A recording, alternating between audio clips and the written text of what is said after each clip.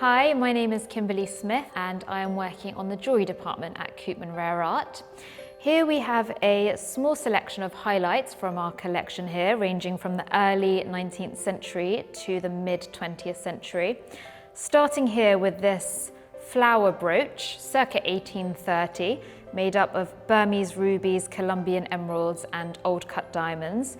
A beautiful piece and a really wonderful example of an antique jewel, but something that can also be easily worn today.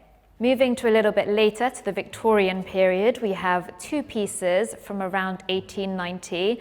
Again, wonderful examples of how antique jewellery can be worn in this day and age.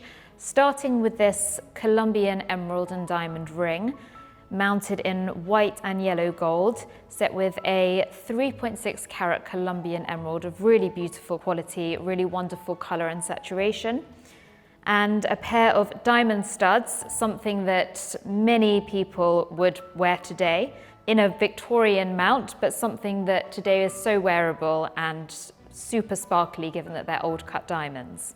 Moving to a little bit later, we have this bracelet, circa 1920 to 25, made up of pear-cut diamonds, marquise-cut diamonds and baguettes. This really shows how wonderful the craftsmanship was in the early 20th century. It's really well articulated, it moves really beautifully and sits very flat on the wrist and really would have been a showstopper in the Art Deco period and even today.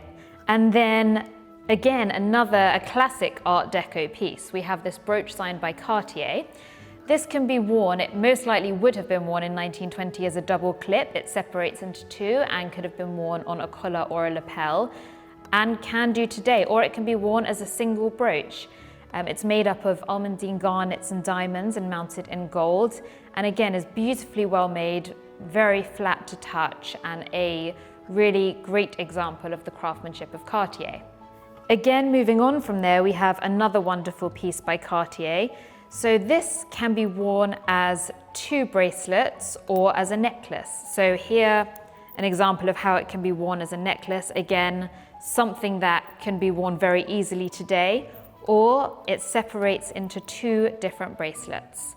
Again, showing how creative Cartier were in their designs, even up to mid 20th century, around 1950.